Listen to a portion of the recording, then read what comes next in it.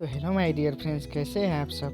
चलिए, उम्मीद करते हैं कि आप लोग बहुत अच्छे होंगे, अच्छे से पढ़ाई करते होंगे, पेपर की तैयारी करते होंगे अपने घर पे।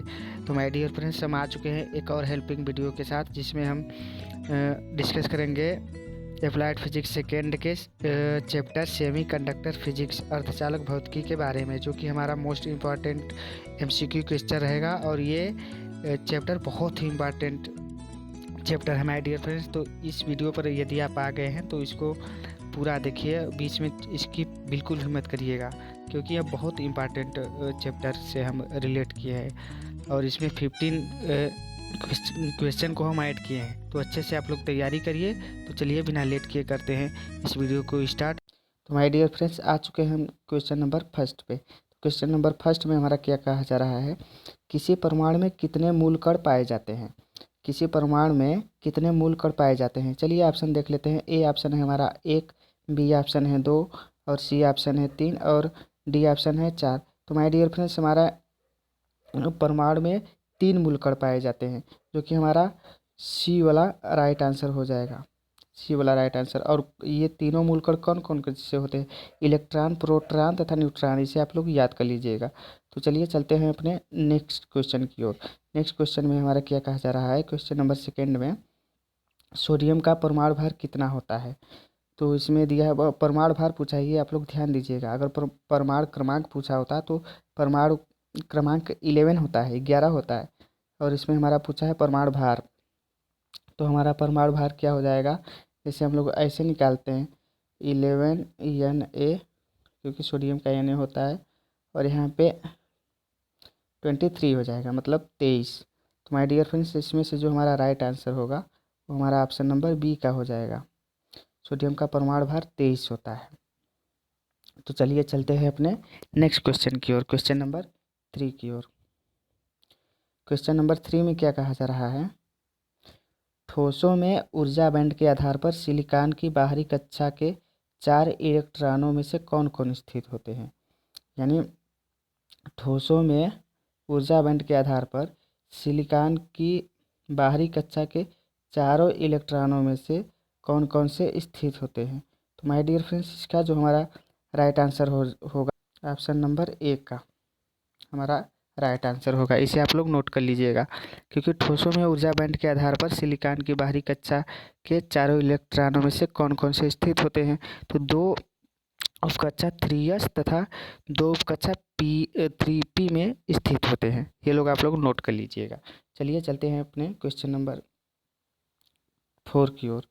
क्वेश्चन नंबर 4 में हमारा क्या कहा जा रहा है, क्वेश्चन नंबर 4 में सिलिकॉन तथा जर्मेनियम के लिए वर्जित ऊर्जा अंतराल का मान क्रमशः होता है।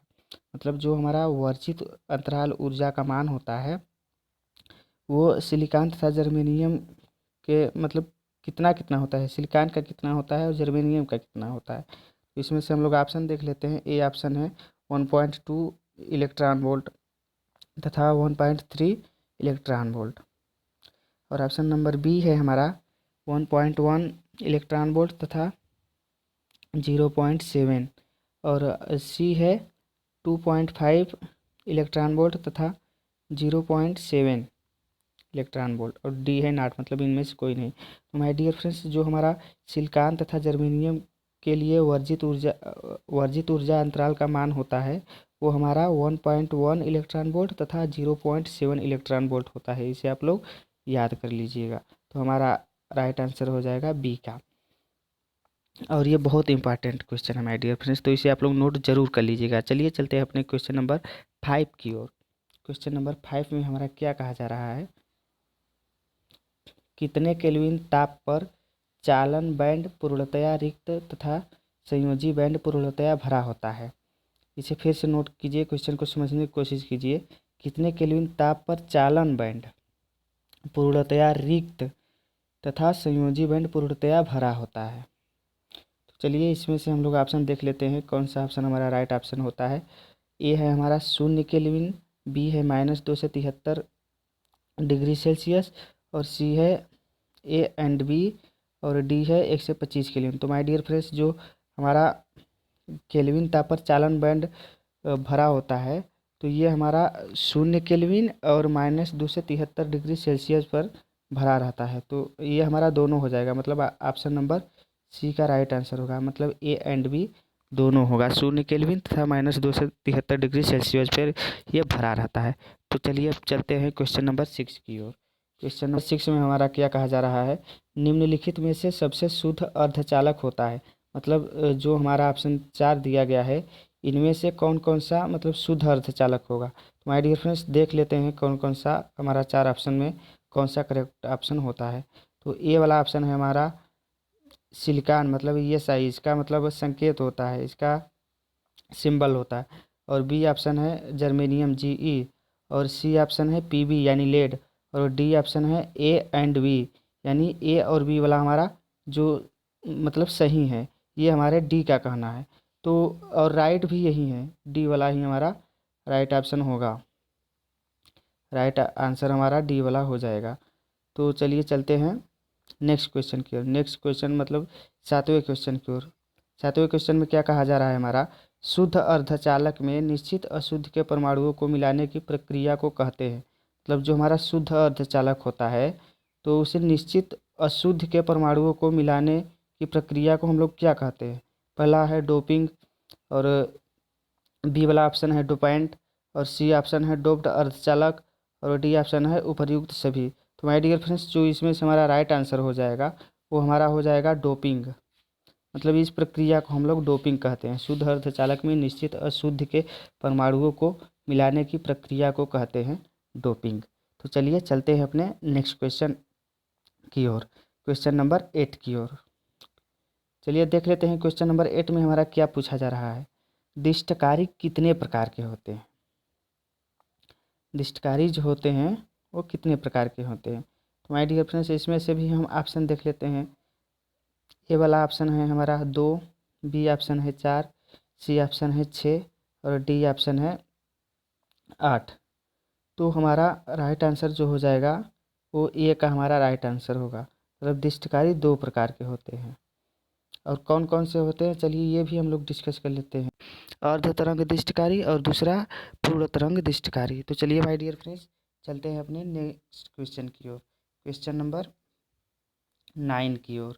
क्वेश्चन नंबर 9 में हमारा क्या कहा जा रहा है, क्वेश्चन नंबर 9 में हमारा कहा जा रहा है ट्रांजिस्टर के प्रकार होते हैं, यानी ट्रांजिस्टर के कितने प्रकार होते हैं। चलिए देख लेते हैं ऑप्शन में। ऑप्शन ए है हमारा 1, और बी है 2, और सी है 4, और डी है 6। यानी जो हमारे ट्रांजिस्टर होते हैं वो हमारे 2 प्रकार के होते हैं, और ये कौन कौन से होते हैं। पहला पीएनपी ट्रांजिस्टर, और दूसरा एनपीएन ट्रांजिस्टर। ये तो बहुत ही मोस्ट इम्पॉर्टेंट क्वेश्चन है माय डियर फ्रेंड्स, इससे तो आप लोग नोट ही कर लीजिएगा, ये बहुत ही इम्पॉर्टेंट क्वेश्चन है। चलिए चलते हैं अपने क्वेश्चन नंबर 10 की ओर। क्वेश्चन नंबर 10 में हमारा क्या कहा जा रहा है, क्वेश्चन नंबर 10 में हमारा इलेक्ट्रॉन का अनुगमन वेग होल के अनुगमन वेग से होता है। मतलब क्या होता है, कम होता है या अधिक होता है या बराबर होता है या उपर्युक्त सभी, या तीनों होते हैं, कम अधिक बराबर तीनों होते हैं। तो इलेक्ट्रॉन का जो अनुगमन वेग होता है वो होल के अनुगमन वेग से अधिक होता है। तो इसे आप लोग नोट कर लीजिएगा, अधिक हो जाएगा, बी वाला ऑप्शन हमारा करेक्ट ऑप्शन होगा। तो चलिए चलते हैं अपने नेक्स्ट क्वेश्चन की ओर, क्वेश्चन नंबर 11 की ओर। क्वेश्चन नंबर 11 में हमारा क्या कहा जा रहा है, निम्नलिखित में से अल्फा तथा बीटा में संबंध होगा। तो अल्फा तथा बीटा में क्या संबंध होगा, देख लेते हैं हमारा क्या क्या ऑप्शन दिया गया है। हमारा ए वाला ऑप्शन है बीटा इक्वल टू अल्फ़ा, फिर अल्फ़ा बाई ब्रैकेट में 1 माइनस अल्फ़ा, और बी वाला ऑप्शन है B A C equal to del I C by del I V, और सी वाला ऑप्शन है B D E equal to I C by I V, और D वाला option है नॉट। मतलब जो हमारा इसमें से राइट आंसर होगा, जो हमारा संबंध होता है इनके बीच में, अल्फ़ा तथा बीटा के बीच में जो संबंध होता है वो हमारा beta equal to alpha by 1 minus alpha होता है। तो इसे आप लोग नोट कर लीजिएगा, ये बहुत ही इंपॉर्टेंट क्वेश्चन है। चलिए चलते हैं अपने नेक्स्ट क्वेश्चन की ओर, क्वेश्चन नंबर 12 की ओर। क्वेश्चन नंबर 12 में हमारा क्या कहा जा रहा है, ट्रांजिस्टर की धाराओं IE तथा IB के मध्य अनुपात होगा, तो इनमें क्या अनुपात होगा। चलिए देख लेते हैं हम ऑप्शन। IE रिलेटेड है IB, फिर रिलेटेड है IC, इक्वल टू 1 संबंध है 1 माइनस अल्फ़ा संबंध है अल्फ़ा, और V वाला ऑप्शन है हमारा IE रिलेटेड है IB, रिलेट करता है IC, इक्वल टू 1 संबंध है 1 बाई बीटा, रिलेटेड है बीटा, और C है A एंड B, और D है नॉट।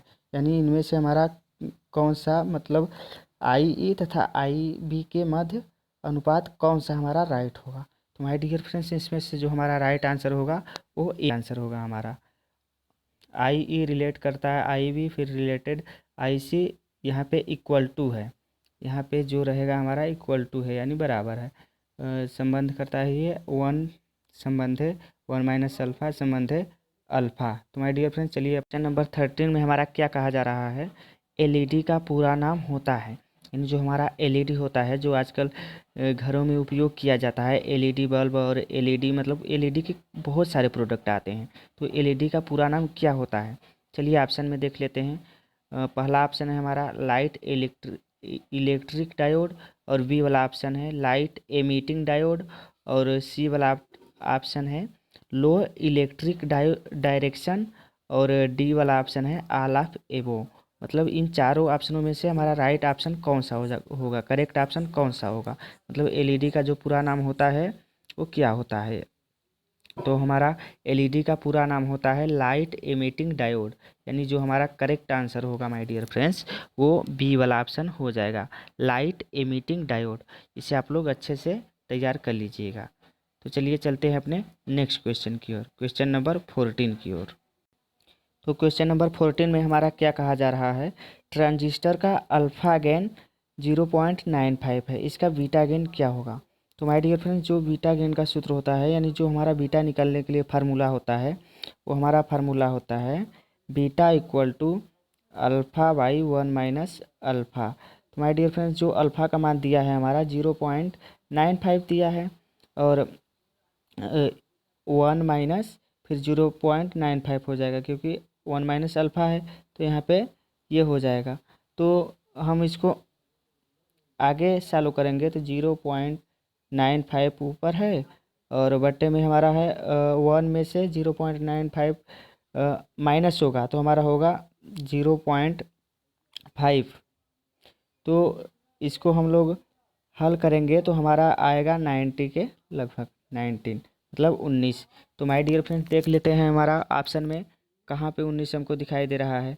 तो ऑप्शन नंबर ए है हमारा 17, ऑप्शन नंबर बी है 18, और सी है 19, और डी है 20। तो माय डियर फ्रेंड्स, अभी हम लोगों ने जैसा कि सॉल्व करके देखा इसके फार्मूले पर, तो जो हमारा राइट आंसर होगा वो सी वाला हमारा राइट आंसर हो जाएगा 19।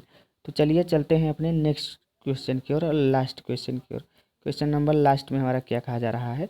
और हाँ फ्रेंड, यदि जो हम इतना क्वेश्चन कराए हैं इनका PDF चाहिए तो डिस्क्रिप्शन लिंक में मिल जाएगा, वहाँ से आप लोग डाउनलोड कर लीजिएगा आसानी से, या तो हमारे टेलीग्राम चैनल को ज्वाइन कर लीजिएगा, हम डिस्क्रिप्शन में उसका लिंक दे देंगे, वहाँ से आप लोग हमारे टेलीग्राम चैनल को ज्वाइन कर लीजिएगा। और उत्सर्जक धारा, आधार धारा व संग्रहक धारा में क्या संबंध होता है। मतलब हमारा जो उत्सर्जक धारा, आधार धारा व संग्रहक धारा होता है, इनमें तीनों में क्या संबंध होता है। देख लेते हैं ऑप्शन।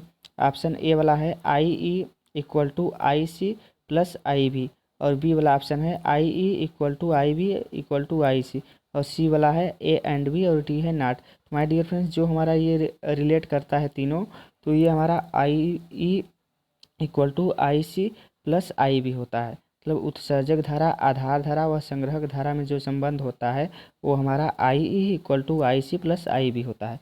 तो माय डियर फ्रेंड्स, यदि वीडियो पसंद आया है तो वीडियो को लाइक करें और अपने दोस्तों में शेयर करें। तो चलिए बस यहीं तक, तब तक के लिए बाय।